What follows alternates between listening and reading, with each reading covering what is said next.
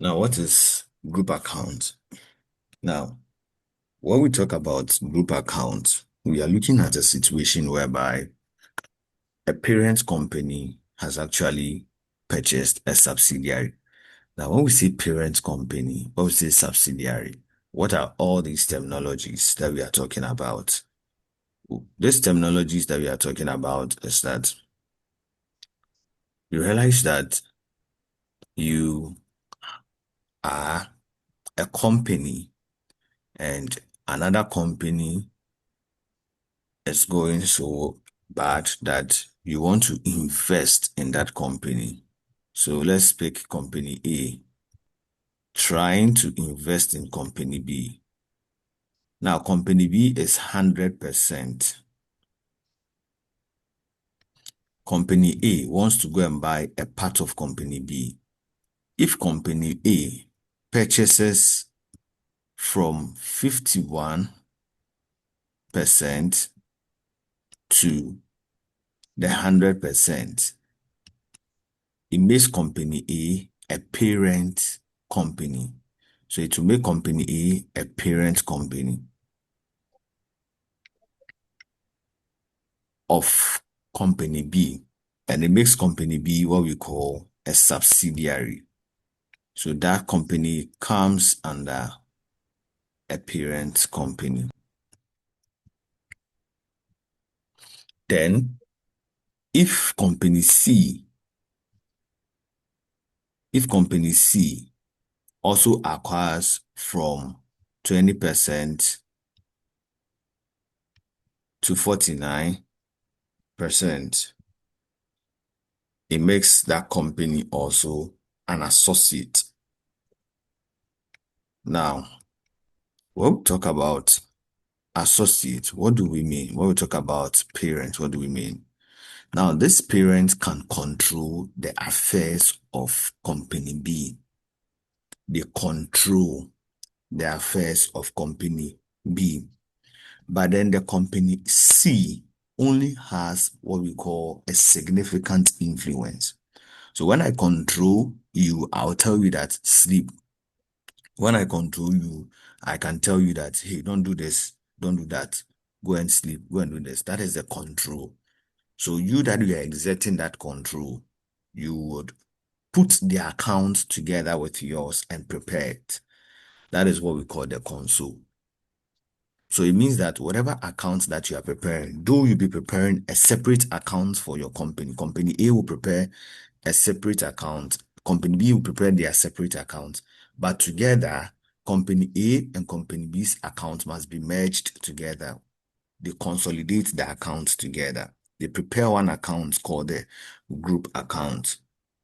Now, how about the associate? The associate has just significant influence. So a parent is the one that exerts the control. Then the associate has what we call a significant influence on the company. What is significant influence? They cannot merge the accounts together. He waits for the profit company B has made, and then will take his percentage and consider certain adjustment. So when the parent company is putting the sales and sales of company B together, when a parent company is putting his income and that of the income of company B together, the associate will wait for company B to make a profit before they take the part of the company. So company C would always wait and just go and look for the profit and any adjustments that needs to be done on the B. That's all. But company A will merge the two accounts together. So having introduced you to what parent, subsidiary, and associate is, associate is actually IAS 28. Then the parent subsidiary would also follow suit. Okay, let's do some small reading and an explanation. Consolidated statement. Companies will expand by organic growth or acquisition. When we say organic growth, what do you understand by organic growth? They might sell shares, they might go for loans and other things to be able to expand the firm.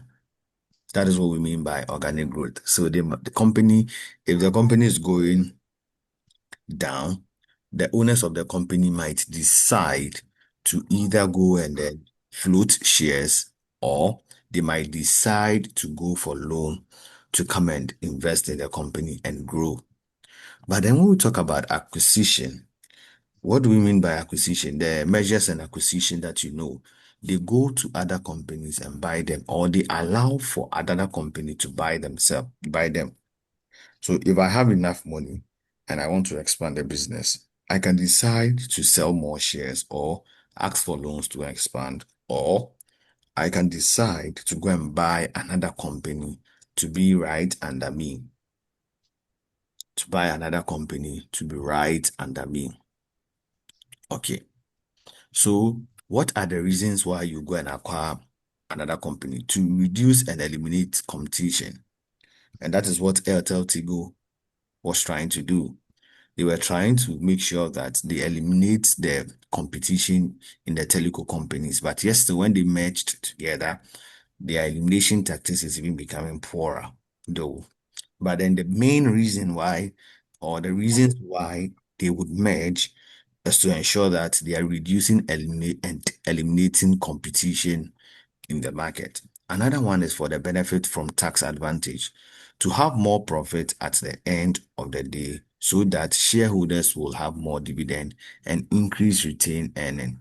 So when you do that, when you merge, you are being granted some tax advantage rather than a company A paying tax, company B paying tax. When you put them together, you pay the tax once and for all. And once you pay the tax once and for all, you have more retained earnings or monies left to pay to the shareholders. That is another reason. Then the next reason is to control cost and cost reduction. So to sell at affordable prices when the cost is reduced. So here, when you put yourself together, you realize that you'll be able to minimize the cost in a firm. So what company A will go and buy for their use, company B also go and buy for their use. When they come together, they can buy in larger quantities at a reduced cost or at a discount. So you realize that company will go and buy three material for their chair making. Company B will also go and buy three material for their chair making. All would be at a different cost. But when the two of them come together and they are going to buy six material, when they go there, they can be given that material at a discount because now they are buying in huge quantity. So that is what we call cost reduction or cost control, because they will now go and buy in bulk and I would ask for a reduction in the cost. That is one or another reason why people would want to merge or acquire one another. Then they enjoy a monopolistic market. I've not seen it in Ghana yet, but I believe I would see it in Ghana. When two companies merge together or come together, the view is that they would be enjoying a monopolistic market, which I'm sure that is what Airtel Tigo they were trying to do so that they can enjoy that monopolistic market. But then, however, it didn't work that way. So that is a reason why you also want merge. Then also ease of obtaining finance. When we come together, because we both have our own assets and resources, we are likely to go out there and then sell the or ask for loans and then ask or sell the company out there. Now, people would be interested because we have more items in the firm and would like to give us loans to be able to expand or do whatever we have to do rather than an individual company. Just imagine myself going for a loan. I think it would not be giving me, but then if I partner with or if I acquire another company like just one group of companies, or if I acquire Despite company, it would mean that um, when we are going for loan, they would consider the two resources we have and give that loan to us. These are a few reasons why people acquire other companies for themselves. These are a few reasons. There are more reasons out there. Okay, so what is consolidated financial statement? Consolidated financial statement. Let's talk a little about it. It's talking about determining the group structure, determining the net asset at acquisition and at close, determining the goodwill computation, that is the net asset at acquisition to consideration, looking at the non-controlling interest aspect of the company, and then also ascertain the consolidated retained earnings. All these are the workings that we'll be doing under the consolidated financial statement. Now, you know what the financial statement is about. We have the income statement of financial position. We have the statement of performance, statement of financial performance, statement of financial performance. Let me do this. And then statement of financial position. They all have the same. And then we have the cash flow statement. Cash flow statement. These are the financial statements that you have. Now, we will be doing some workings to be able to populate the statements. So the first thing will be how to determine the group structure, which is a very important thing. So we determine the group structure considering the number of shares one has in another. Number of shares. If you are fortunate and you meet a question, they can tell you the structure already. But then to be able to determine the number of the group structure, you need to know the number of assets. The number of assets. Did I say assets? The number of shares. Number of shares. Let me write it well. The number of shares. The number of shares that you have in that company. Number of shares. Number of shares. But then we used to determine it in percentage. Okay. Number of shares for that determination. Now, if, like I did, if company A acquires 80% of company B, if company A acquires just 80% of company B, then it will mean that the remaining 20%, because company B is 100% company, it will mean that the 20% of company B is handled by another group of people. What will be that name of those group of people? Let's assume it is company E. They are called NCI, non-controlling interest. Why non-controlling interest? Company A can control company B. The other people do not have control. They only have either significant influence or they have just invested their money waiting for the returns to just capitalize on. So anytime we'll be doing parent companies consolidated, you'd hear parent, you hear NCI. And the NCI, just like I stated, is called the non-controlling interest aspect of the company. The non-controlling interest. They don't have any control. Non-controlling interest. NCI. Then we'll do what we call net asset at acquisition. It is always clear in the question. When the parent was about purchasing the subsidiary, what were the assets the subsidiaries had? And when the parent company purchased the subsidiary and was done, what were the assets left?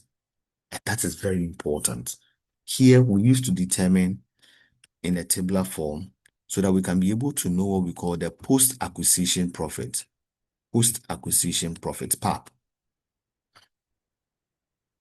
This would help us, if you're able to determine your net asset at acquisition rightly, you can go ahead and determine what we call goodwill. Now, what is goodwill? I am selling my company. You want to buy the company. I have some assets before you came to buy the company. I'll value the cost of all the assets. I would have to value the cost of all the assets before you came to buy. That is the net asset at acquisition. What is net asset? Most of you don't know net asset. Here, net asset being your asset minus your liability. It's not what we are going to focus on. We are not going to focus on that asset minus liability. Your total asset minus your total liability should give you what we call the net asset. Rather, in this type of question, we use the equity style. and some few adjustments. So we'll use the equity style and some few adjustments to determine the net asset. So though you are hearing asset, when we get there, you realize that we are using the equity style of determining the net asset. Now, I was explaining goodwill. I am selling my company, and then you came to make some payment. The payment that you made compared to the asset in the firm, the difference is what we call the goodwill. My asset is valued at 34,000. You also want to pay 40,000 for my firm. Rather than saying that I have made profit, no, we say goodwill. We say the company had some goodwill. Goodwill. Now, we'll be looking at everything concerning goodwill right here. So it is the consideration you are paying less your net asset at acquisition. Consideration you are supposed to pay minus your net asset at acquisition. That will give you what we call goodwill. Now, what is consideration? You are selling your firm, someone wants to come and buy it. It is the amount of money someone pays for your firm. Amount of money someone will pay for your firm. Now, it can take so many forms. I don't know if I have written my note. Consideration can take so many forms. Okay.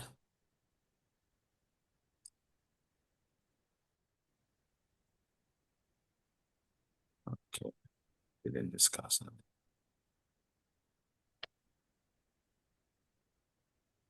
All right. So just like I was saying, consideration might take different form. It can be a cash consideration. It can be a cash consideration. It can also be what we call a contingent consideration. Contingent. Contingent consideration. We can have what we call the share exchange consideration.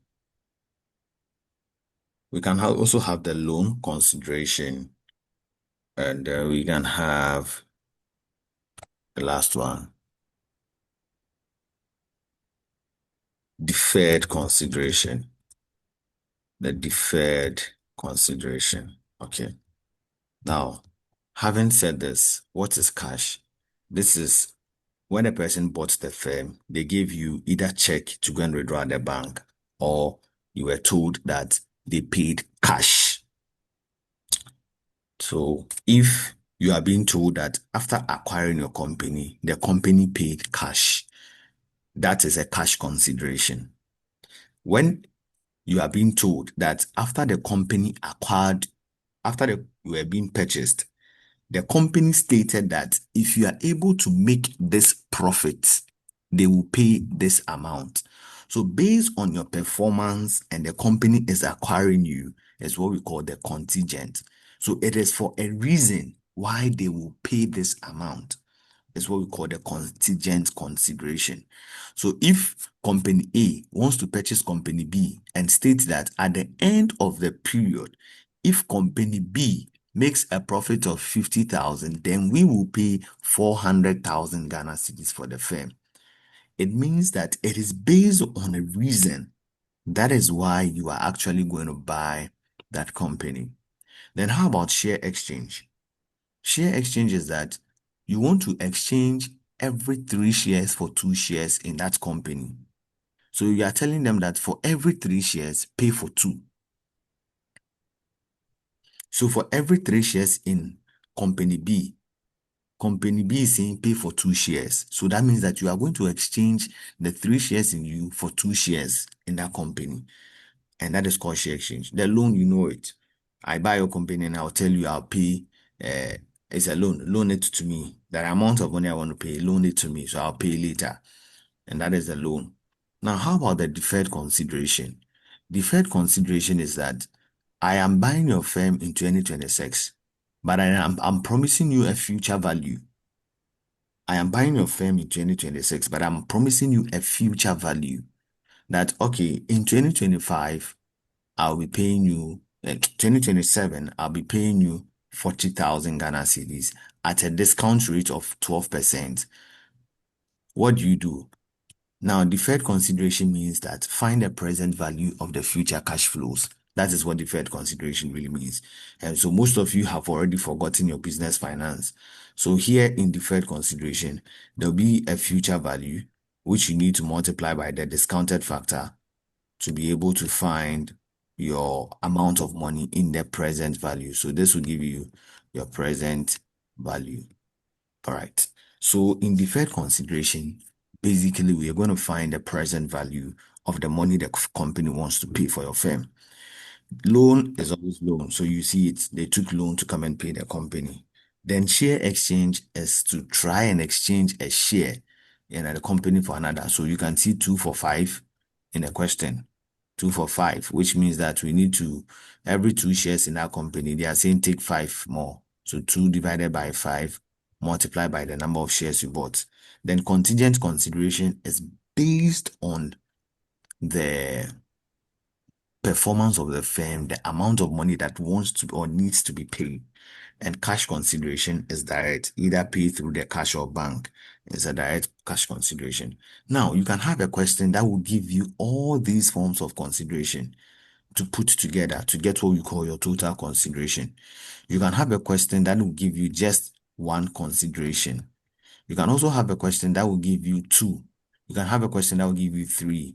You can have a question that is going to focus on four, and then another focusing on everything in that question. So having said that, it means that you need to be openly minded to be able to grab the understanding with respect to everything that we'll be talking about consideration. I said consideration is used to determine what? The goodwill. It is used to determine the goodwill.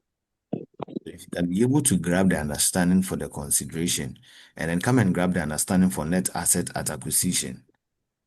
Net assets at acquisition. When you find a difference between the two, then you are finding what we call the goodwill. Then you are finding what we call the goodwill.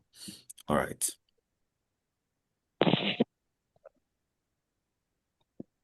Any question before we move on? You are new to the topic, so there's no way you even ask me a single question. Don't worry. All right. Hello. Yes, boss.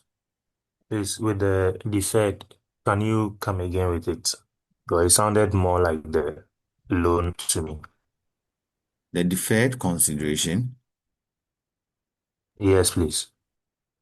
I said that deferred consideration is that someone is buying your firm and is promising an amount of money to pay.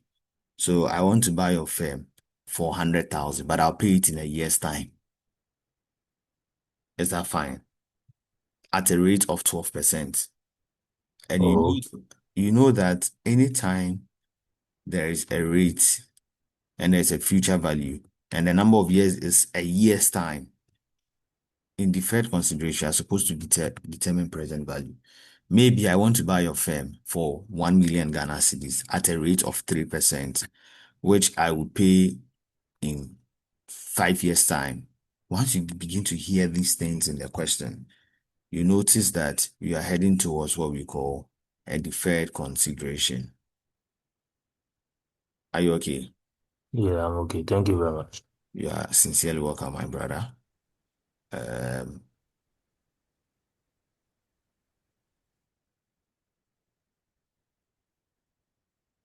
Seeing if I can get a question on that particularly, but then I don't think I've seen. Okay, so I'll just expose you to some more questions. Like it will over you, you solve questions and solve questions and solve questions, and then you begin to understand what I really mean by. Uh, that is why I want us to take this very early, so that we can just clean our hands of them. Because okay, all right.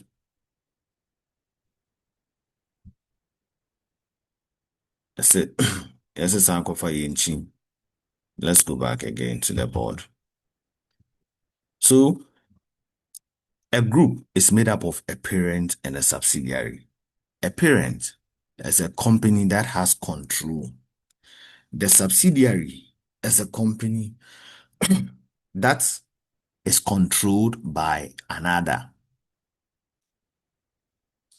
So, like I drew on the board beginning, where we have A and B, where we have A and B. And I said that if I exhibit more than 50%, so 51 to 100,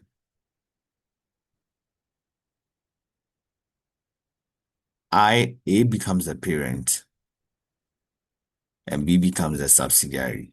So you've now noticed that a parent is the one that has the control. He's going to control B, and B is the one that is controlled by another. The theory part of the consolidated financial statement is very important. So don't ignore it. Now, what is control? The word control. It says the power to govern the financial and operating activities of another company. So you don't just merge their financial statement with you, but you tell them what to produce and what not to produce if you have control over them. You tell them not to pick people, you tell them not to employ people. It means that you have control over them. So you are not just telling them what to do financially, but then you also tell them what to do with respect to their daily operations activity. It means that you control them. Okay. Control is determined by the voting right. Voting right, that is the number of shares that an equity directs either directly or indirectly. So the number of shares you have in the firm, whether direct or indirectly. The reason why they put here direct or indirectly is because there are some time you purchase a share, which you'll be doing you'll be doing that in maybe semester 2, which would sometimes require you to come and ask me what the meaning is. You see, company A will buy shares in company B. And as stubborn as company B is, company B will also go and buy shares in company C. It means that if A has 70% in B and B also has 80% in C, B is controlling C because B has more shares. Indirectly, A is controlling C. Why? Because if A controls you and you're also controlling another person, A can indirectly control C. So it becomes indirect. So indirectly, I control you. But then I can also buy shares in A, C. So A may be bought like 20% shares. So they can ask you what is the total control A has in C. It will be the 70 of the 80, which is going to give me something like 8, 7, 8, 5, 40, 8, 6, 48, 8, 7, 56. So indirectly, he's controlling 56, but has some 20% direct control. So total control of A in C will be what he bought plus what he's indirectly controlling, which means that he has a 76% control if only he buys something directly.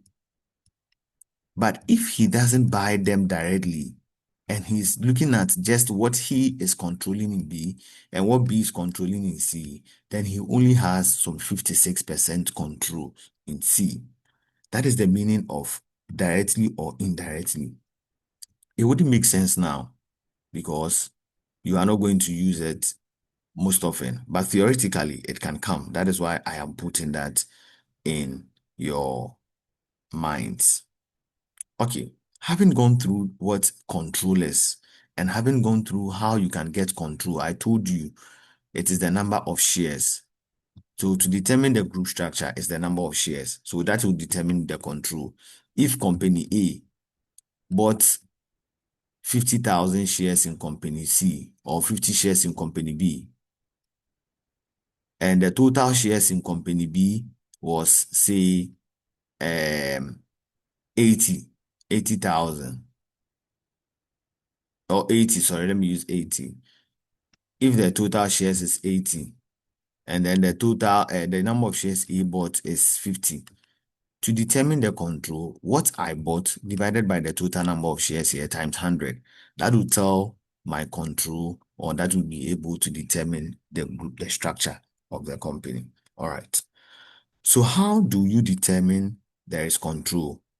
There are three things to look at when you want to determine if the person has control or not. Now, A, the power to govern their activities.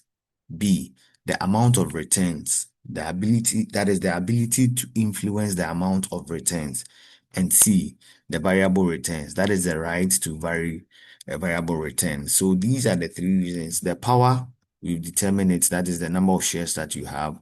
Two, if you've been given the ability to control the amount of money that comes in.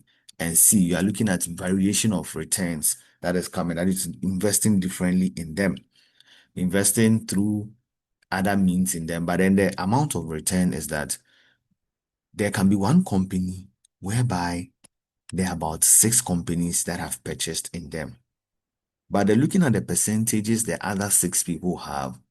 You are supposed to be the head because your percentage is higher than them. So to determine control is to first look at whether I have the power to govern them, whether I have the power to control the amount, looking at the number of shares other people have, and then whether I have a variable returns from them. It's always not the case that when you have 50% before you can exert control. Some companies hold 50%, less than 50%, and can still control through an agreement, through a statute, and through the power of to cast majority of the vote and power to appoint and remove board of directors. Now, this point is very, very important. It's very, very important. And I always tell students, it even comes in your objectives. It drops in the objectives. Now, what do they mean? What do they mean? You don't need to have the 50 to 100%. You realize that I wrote 51% to 100% before you call it that you have a control. Just like I said, one company, company B, company A has shares, company C has shares, company D has shares, company E has shares. Now, A has just say 40, C has say 15, D has, let's say, 18. Then the rest is being for, let's say, what is 15 plus 18? That is 33 plus 40. That is 73. Let me give the remaining 27 to E. Now, amongst all of these people, we've realized that company A has 40%. Now, if it has been conferred on company A by maybe company C and D, they have agreed that since we have the small part of it, let us rally behind company A. Let us rally behind company A to control the firm for us. That is the agreement. That is the first one, agreement. They have come into an agreement that, oh, yes, you have the greatest 40. We don't have the time to come and control the firm. We have agreed with you that, yes, go ahead and then control the firm. That is when you can control the firm. When though your percentage is low, but the other subsidiary or the other investors have come together collectively and given you the opportunity to control the firm. That is one. Two, when the court has said that go ahead and control them, you can go ahead and control them. So when the court has given you the mandate to control them, you are supposed to control them because it is difficult to determine who controls what. So when a case goes before court and court says, because you have 40%, go ahead and be the controller of the firm, that is when you go and exert control. So one is by an agreement of other firms or other investors that have given you the power to go and control. The next one is that the court has mandated you to go and control. That is by the statute. The next one is that 15, 18, 27, 40, though they have not given you the power to control, but when we go for a meeting and then there are 7 board of directors, because you have 40, they've asked you to select 4 and above.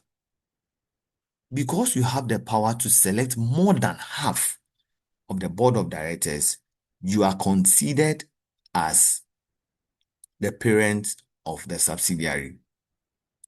You are considered as the parent of the subsidiary.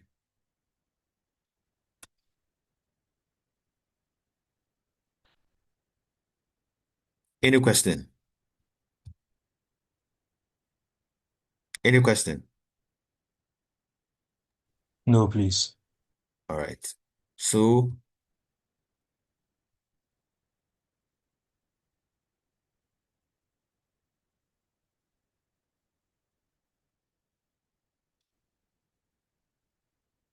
this is it. So looking at this question, it says that Green Co owns the following investment in other companies.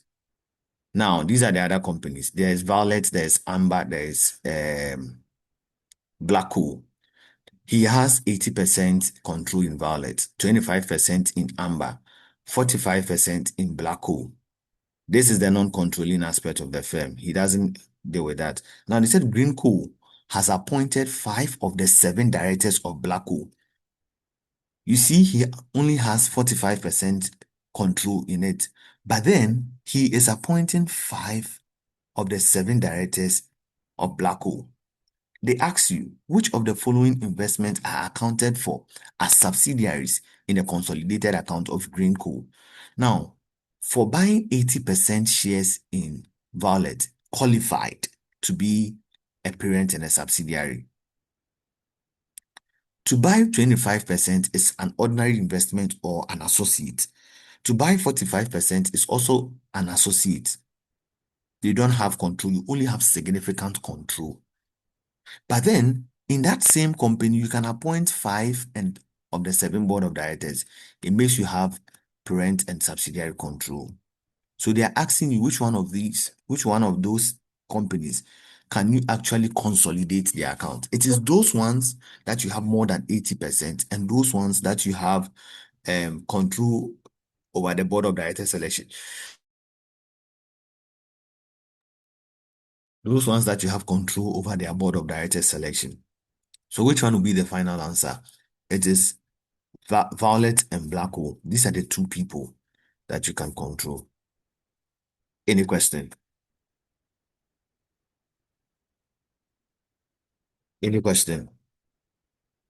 I'll visit this thing because No question. it is something that is battling or bothering students a lot. Okay, okay. So I've explained reasons why you might not have the exact 40%, 50% and above, but yet still you can control the company. Okay, you can control the company. Non-controlling interest. The interest not owned by the parent company and have demonstrated it. If A controls 80%, 75% of B, B should have been an entire 100%. So the 25% will be controlled by who? The 25% of the company Another. becomes the non-controlling interest.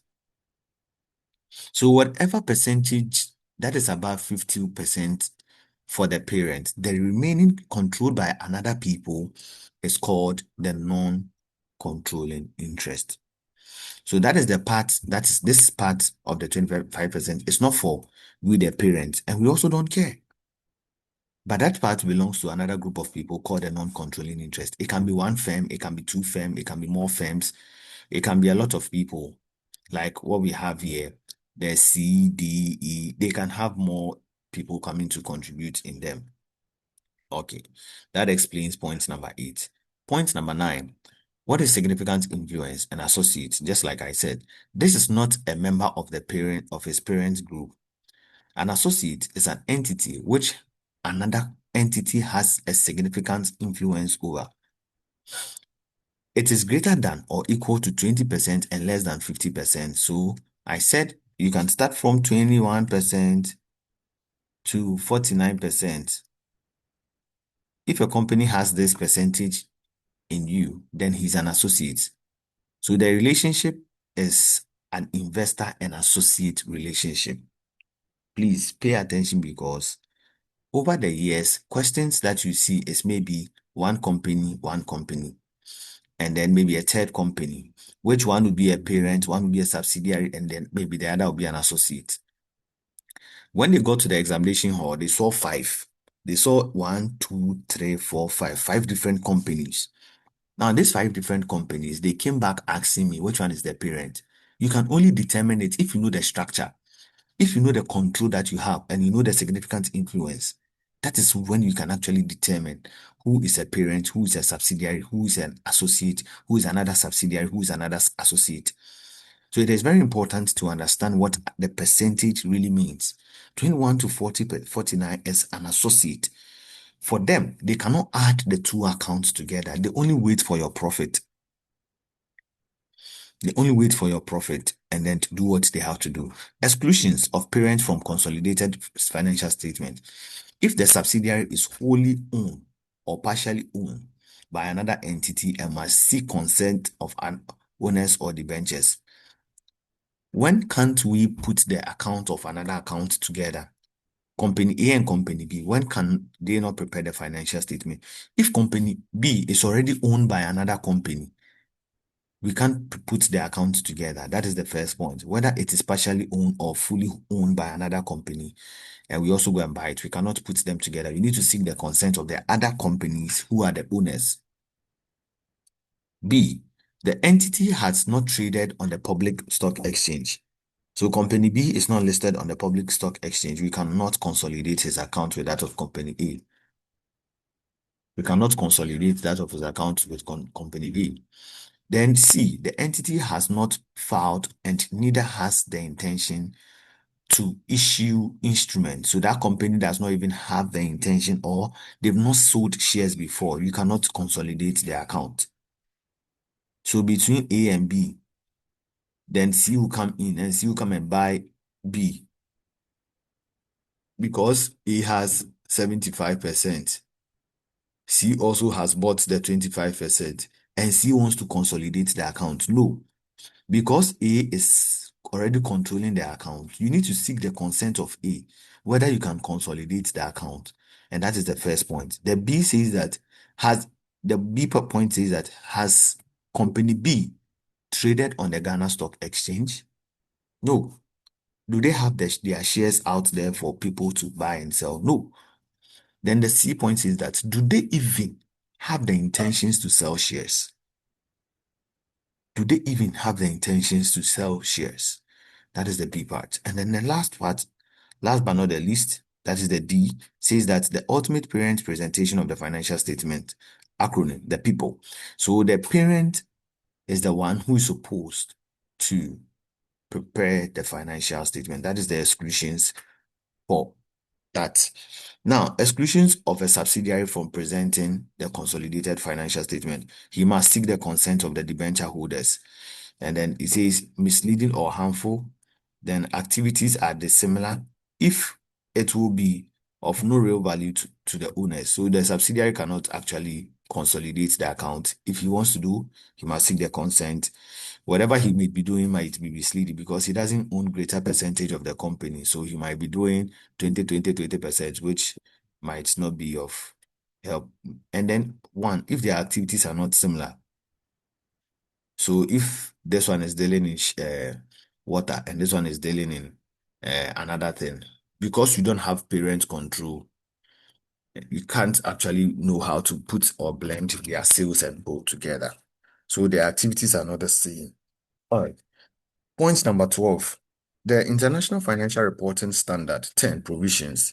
A subsidiary can only be excluded from consolidation if and only if it's lost. If and only if control is lost. So, according to IFRS 10, a parent would stop controlling a subsidiary. The parent has 80%. A parent will stop controlling the subsidiary if that 80% has dropped below 23. That is when the parents can no more control the subsidiary. That is the provision for the IFRS 10. But if it hasn't happened like that, the parent company will continually to exert control. Now, these are the theories. These are the theories that we need to know. How about the regulatory? What governs the Consolidated Financial Statement? What? The Companies Act 2019, Act 992, the International Financial Reporting Standard 3, which talks about business combination, then the International Financial Reporting 10. International Financial Reporting 10. What is there? The Consolidated Statement of Financial Position. The Consolidated Statement of, and then IAS 27, Separate Financial Statement. When we talk about separate financial statement, the parent company is preparing their account. The subsidiary is also preparing their account. So IS 27 says prepare your account, prepare your account. But the IFRS 10 says that put your account together and prepare. So IFRS 10 looks at the consolidated financial statement. IS 27 is saying that, hey, prepare your account. You to prepare your account. Then let's put them together. Let's put them together. Okay. So that is it. That is it. Sam. So IS 28, just like I told you, the associate, those that have from 21% to 49%. All these are the regulatory bodies that regulatory frameworks governing console. So you must know when to prepare separate accounts, when to put them two separate accounts together. Business combination is like you are doing your business, I'm doing my business. It's like joint accounts. So that is a joint arrangement, IFRS 11, whereby company we come together, do business, we make profit. When we are done, we close down the business. That is joint arrangement. I think you should have done this thing in level 300 block one or semester one or semester two. You should have done this thing. I don't know how far, but then it means that you come together with a sole aim of making profit and dissolving the company. That is in IFRS 10. Is Charlotte talking? Charlotte, okay. Kindly mute yourself if you are not speaking because there is some minor noise in your background. Okay, thank you. So these and then the IS one, the presentation, you know how to present it. We're looking at the element of the financial statement. You're looking at the financial statement element, such as the for the statement of financial position, and then the statement of profit, statement of financial performance, and the statement, the element here you have the income against the expenditure. And then under the financial position, you have your assets, you have your liabilities, and then you have your equity under the statement of. So that is the. So these are the seven regulatory frameworks that governs the consolidated. Then we come down to how to prepare. For this one, I've already walked you through, but then I preferred to do this one more than the first one that I showed you. So point one, you need to look at the level of control. Here, we use the number of shares, like I said. Use the number of shares to determine whether the parent company has control. Then the next one is to state the effective date. I wanted a serious question to show you. When we say effective date, we are looking at the date at which you bought the company. Okay. So this question is one. So you realize that though the company has been acquired, but consider the date at which you bought the company. So we'll be doing workings whereby we'll put the effective date. It says considering the time of purchase of the company. So under determining the level of control, you realize that your lecturer will tell you after determining the structure, the group structure, which is the first one, then tell us when the company bought their company. That is all. So when I bought the company is when I begin to have control, or that is the effective date I begin to exert control. Then point two, it's talking about consideration. So you remember that I told you we have the cash consideration, we have the share exchange and loan consideration, we have the deferred consideration, and we have the contingent consideration. So the deferred consideration means that finding the present value. The contingent consideration really means that based on something, you see, consideration with a condition. Example, make profit for an amount of money and we will buy your firm for this amount of money.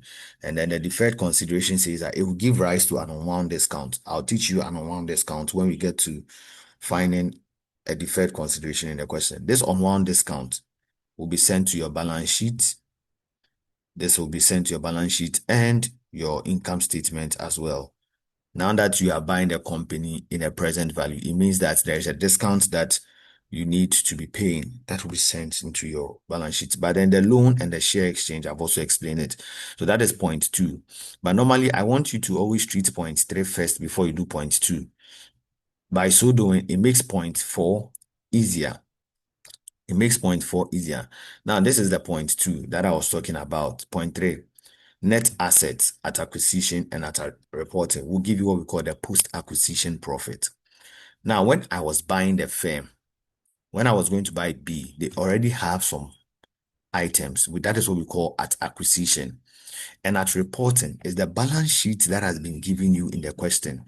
So look at this question. This is the balance sheet for Adidome and Akachi. That is at the year end. But when you read the first point, it says that on January 1st, 2010, Adidome acquired 48,000 of the equity shares in Akachi Limited for 84,000 Ghana cedis cash, when the balance on the income statement was 8,000, whilst the balance on the capital surplus was 13,000. So these are the assets. So I told you that we'll not be using the assets that you know, the current asset, net, no, we'll be using the equity part. So this is the part that we call the net asset. When at the acquisition, when we were buying the firm, this was what they had in the beginning. This was what they had in the beginning. Then other adjustments will follow. The other adjustments will tell you there are a lot. We have the unrealized profit, we have the depreciation, we will have the fair value of the assets that we are talking about, and many more. Many more. So here I can easily determine the group structure.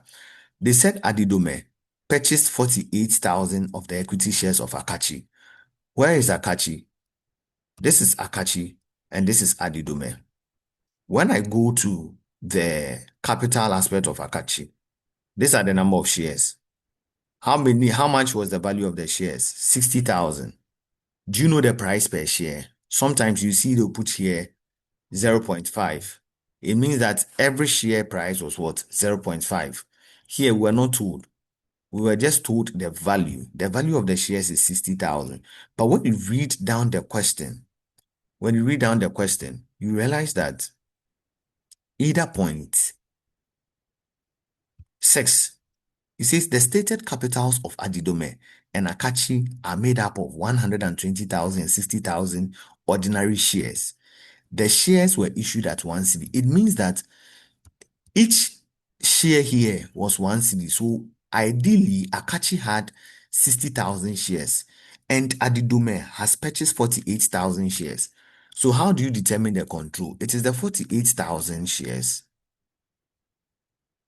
divided by the number of shares the company had.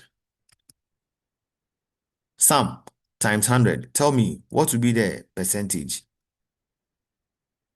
What would be the percentage? Anyone? 48,000 over 60,000 times 100%. That'll be 80. 80. 80%. 80%. So this is your control in the firm. And then you started your control on 1st January 2010. It is important because of one, you'll be computing for something called depreciation.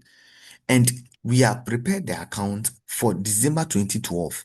Meanwhile, I bought the company in 2010. So you realize that it says on the date of acquisition, one item called plant with a book value of 4,000 had a fair value of 66,000. The plant had a remaining useful life of 4 years. The valuation had not been reflected in a separate financial statement. So here has spoken about two, three things.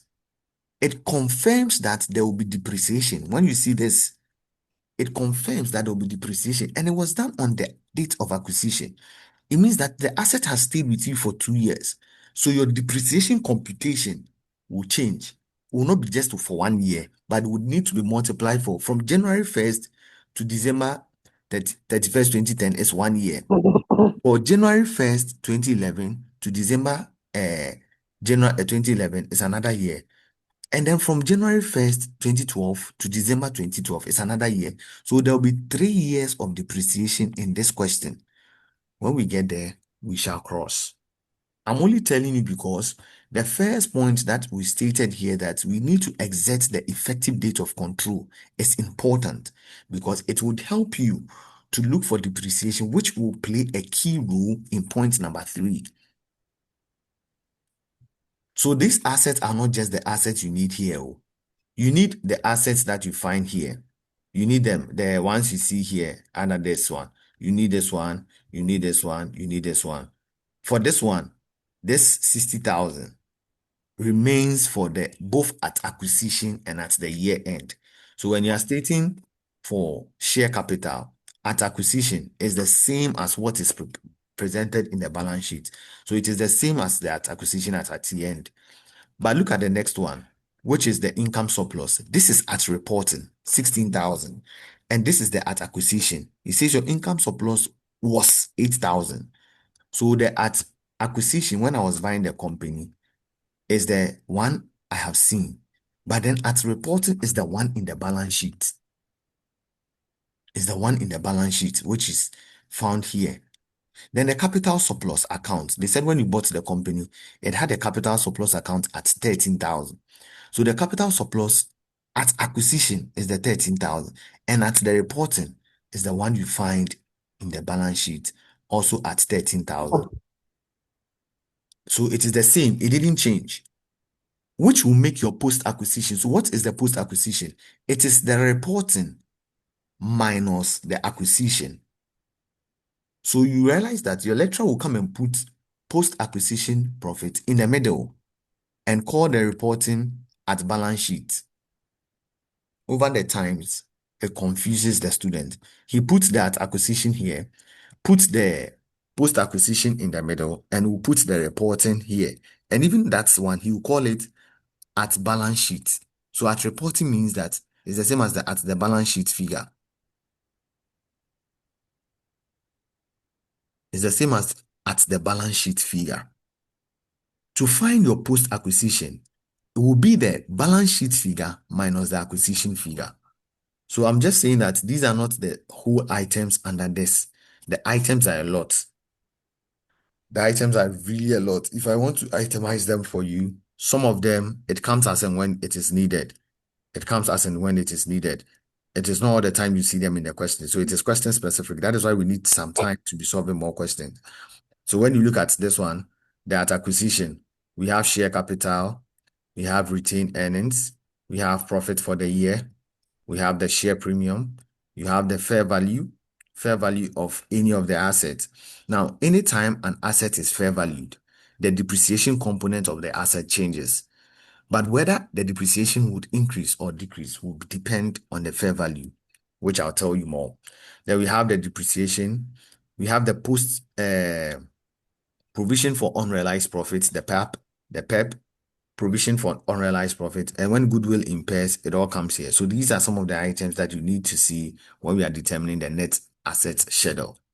Now, I said that the total under the net asset acquisition, which is AA, would help us to determine what we call goodwill. So if you're able to determine the total at this part, AA, very well, and you can tell your consideration very well, it makes the computation of your consideration goodwill very easier. It helps you to determine your goodwill very easier. Okay. So goodwill computation, it says that the consideration that you have determined here, the consideration that you determine in point two, minus the net asset at acquisition or net asset at start. I'll come and explain all these things. All these things are secondary. But then the basic concept you need to understand is that we have consideration minus net asset at acquisition. I'll come and tell you more about NCI at fair value when we discuss NCI in details. Some questions will fair value their NCI. That is, they will introduce the market value of the NCI. So when you read the question, you realize that the market value of the non-controlling interest has been given. It says the group policy is to fair value the non-controlling interest. When it happens like that, then it means that when we are determining the consideration, we need to add the fair value of the net NCI in addition to that of the goodwill computation. So the format for goodwill computation is this: consideration. So it's like 2. What if there are no fair values? It's 0. And then you come and less the net asset at acquisition. Now, this one, the value you pick will depending on whether this one will come in or not. When we pick a full question, you begin to appreciate the concept I have introduced you to. Now, that's point 4. The point 5 says, look at intragroup transactions. What are some of the intragroup transactions? Let me go ahead and say this. Now, you realize that the parent company will sell some goods to the subsidiary. It is not recognized. They will tell you to cancel it. So anytime the parent or the subsidiary sold goods during the period, you need to deduct it. Because when the parent sells to the parent will recognize it as revenue. The subsidiary will also recognize it as cost of sales. They will tell you to deduct it from revenue and deduct it from cost of sales.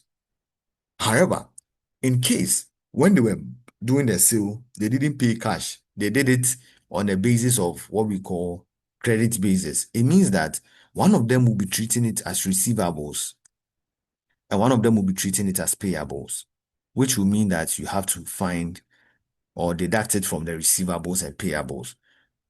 It can be in your balance sheet. So here in our question like this, it was just balance sheets that were given. We're not given the income statement. So it will mean that our current account, which is the trade payables and co. You can see that it has Adidome. It means that Adidome actually bought from Akachi on a credit basis. Then Akachi also bought on a credit basis from Adidome. But you see the figures are not reconciling. But yet still you need to less this and you need to less this. The reason why the figures are not reconciling is that Akachi to Adidome, he has made payment of 500 to Akachi, but Akachi has not received it. So you see something called cash in transit or goods in transit. Sometimes they might have parted away with the goods, but the goods did not get to the parent company. Same way the parent company might have also parted monies away, but then it did not get to the subsidiary. It can change. The subsidiary can also buy from the parent, the same way the parent can also buy from the subsidiary. So when I say that, I mean this is it. A check for 500 from Adidome to Akachi sent before 31st was not received. So to Adidome, they are treating it that they have made the payment of the 500, but then Akachi has not received it. So this intra-group transaction must be cancelled. It must be deducted. It must be less. It must be written off to close the account. That is the first as the point 5. Then the next one is to determine NCI. We'll come and talk about it. And then the next one, which is the last one, is to determine what we call the consolidated retained earnings. So when you come to the balance sheet, we'll be preparing the console here. Rather than calling something capital surplus in the balance sheet, we'll shut it up and call what we call the consolidated retained earnings. And it's a very crucial part of this topic. If you don't get it right, you can be frustrated forever and ever. So that part is very important, which we'll discuss. So this is the format. You know the format of the statement of financial performance is to just write your non-current assets, then you add goodwill. If only you've been able to determine goodwill, then you come and add the PPE. So the non-current asset is made up of goodwill and PPE. And then your total current assets then your equity, then maybe you add you see the equity here when you're preparing the statement of financial position. The equity here, you only pick that of the parent. This one, when you're preparing the console final account, you only pick that of the parent, meaning that this one will not be picked. That of the subsidiary will not be picked. It is just that of the parent that you pick. And then the next one says the consolidated retained earnings. So remember I told you the income surplus, capital surplus will buy. So once it buys, we'll bring in the consolidated retained earning that you have solved. Mind you, when you are preparing console for statement of financial performance, you add everything of the parent. So when you start, one once you read the requirement of the question, I I advise students to repeat everything they see in the question. They should repeat everything they see here on the statement, but make room for allowances. So if I start non-current asset, I write PPE, I write investment. The next stage, I can leave like 3 lines before the total. Even your lecturer will tell you. So that you not be taken by time. Why? Because in this statement, you only be writing when you begin, you only put brackets open. It's 800,000 plus 80,000 plus 58,200. Then you not close the bracket. You just make room for what we call other adjustment. So if I begin PPE, then maybe investment, I do 84,000. Then I'll leave it hanging. In case I read through the additional information and I realize that there's an adjustment, then I'll come and put here minus. Then I'll come and put here maybe -2, maybe +5. Before I come and put down the total. You'll not be writing Adidume and Akachi again. You are now going to prepare the account for Adidume since he's the parent. All you need to do is that we are going to add this plus this plus this. We are going to add all of them. But once you write non-current assets and you write just these 2 items, assume that the balance sheet and the additional information will give you more than 3 items. So you can leave because there will be goodwill, but then goodwill is not in the question. So the goodwill will be in the additional information or after you are doing your workings. So you leave like 3 lines before the total and you start your current asset again. So you start inventory, you'll be adding. That is when you're doing for financial position. You'll be adding everything to this. You'll be adding everything. So here too, you can write 0 plus 3,200. So any adjustment, you just write it in brackets. You just open parentheses before them. You open parentheses before them. Once you are done with the workings, the remaining figures will come and then be adding lesson before you put the final answer in your question. Then we come to equity and liabilities. Then you start the liabilities. So the liabilities, this one 2 plus this one plus 0. You not close the bracket, you are waiting. But when you come to stated capital, you can't add this and this. That is why I say when you get here, it is just this figure that you pick. It is just the one for the parent that you select. Then you come to the income surplus. You can just skip these two and then wait. So once you get here, you are partially done with the work. Then you now go and do the workings and come and feed the final answer with that of what you have there. Let me see if I have the solution for Adidume, Adidume, Adidume, Adidume, Adidume. Should have it. I should have it. I should have it.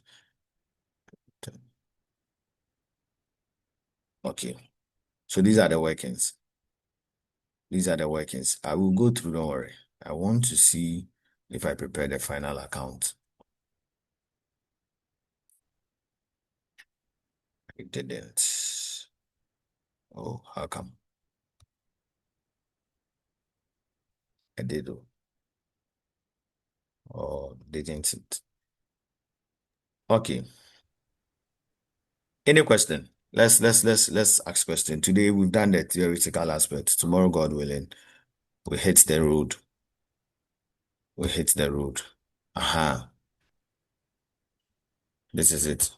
This is what I'm talking about. This is what I'm talking about. You get what I'm talking. So you see, when you write PPE, you just put in brackets because you are not done. So you just add a parent and a subsidiary and relax.